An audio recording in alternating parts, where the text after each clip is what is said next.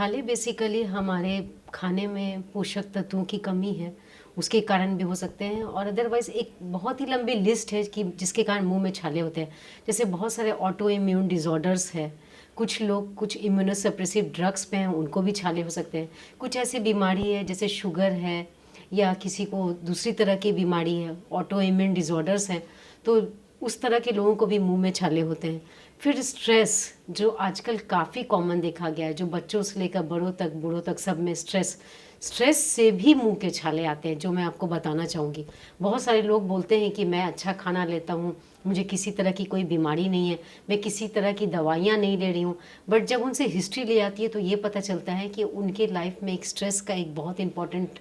हिस्सा है उनकी ज़िंदगी का, तो उससे भी मुंह के छाले होते हैं। मैं आपको ये बताना चाहती हूँ। छाले के इलाज के छाले बहुत तरह के होते हैं। जैसे जब हम लोग मुंह में देखते हैं तो कुछ छाले ऐसे होते हैं जो देखने में रेड कलर के दिखते हैं और वो काफ़ी कुछ भी जब वो खाते हैं, जब भी कुछ खाना तो वो काफ़ी मुंह में जलन होती है। कुछ छाले ऐसे होते हैं जिनको जब आप देखोगे तो वो सफ़ेद सफ़ेद पैच के रूप में दिखते हैं, जिसको हम लोग ल्यूकोप्लेकिया कहते हैं। तो छालों के अनुसार छालों का इलाज होता है। इसमें सबसे इम्पॉर्टेंट है कि आप अपने खाने में पोषक तत्वों की जो कमी है उसको पूरी करें, तो उसके लिए हम लोग कुछ मल्टीविटामिन्स देते हैं। इसके अलावा हम लोग हरी पत्तेदार साग सब्जी, फ्रूट्स, सैलेड्स वगैरह लेने के लिए पेशेंट्स को एडवाइस करते हैं और छालों के अनुसार छाले का इलाज करते हैं। जैसे कि अगर वैसा छाला जो देखने में बिल्कुल लालिमा जैसा है, काफ़ी दर्द उसमें बहुत ज़्यादा है, पेशेंट को खाने में बहुत तकलीफ़ होती है, तो मेट्रोजिल डीजी जेल आती है, जिसको 2 से 3 बार दिन भर में छालों पे लगाने से 15 दिन 20 दिन में लगाने से काफ़ी आराम मिलता है।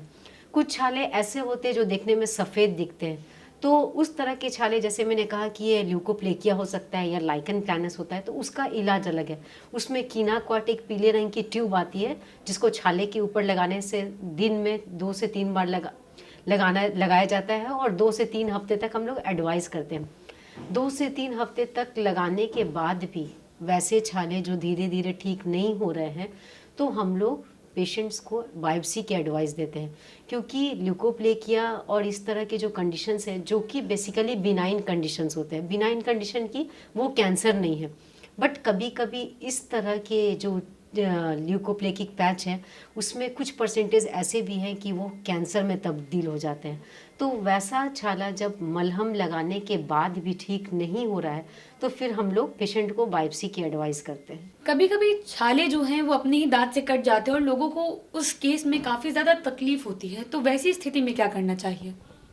कभी कभी लोग ऐसा भी बोलते हैं कि मैडम जब मैं खाना खाता हूँ तो हमेशा मेरे दांत से अंदर की जो स्किन है वो कट जाती है। तो मैं ये चीज़ आपको बताना चाहती हूँ कि ये बिल्कुल ही ठीक नहीं है, क्योंकि हमने ऐसा भी देखा है कि वैसे कुछ पेशेंट्स ऐसे हैं जिसने आज तक कभी भी तंबाकू, शराब, सिगरेट का सेवन नहीं किया, बट उनमें ये हिस्ट्री पाई गई है कि वो बोलते हैं कि जब भी मैं खाना खाता हूँ तो मेरा चमड़ा दांत के बीच में आके कट जाता है और ये मैडम बार बार मुझे उस जगह पे घाव हो जाती है। और जब हम लोग बायोप्सी करके देखते हैं तो वो बार बार वो एक छोटा सा घाव जो उनको घाव लग रहा था वो एक कैंसर के घाव में तब्दील हो गया है। तो अगर मैं दर्शकों को ये बताना चाहती हूँ कि अगर किसी को इस तरह की समस्या है तो वो बिल्कुल एक ईएनटी सर्जन से एडवाइस लें और डेंटिस्ट की सलाह लें कि अगर आपका दांत उस एरिया में ज़्यादा शार्प है तो आप उसको स्मूथ करा लें, और अगर इस तरह से बार बार कटने से कहीं पे छाला हो रहा है तो आप बिल्कुल डॉक्टर्स की सलाह लेकर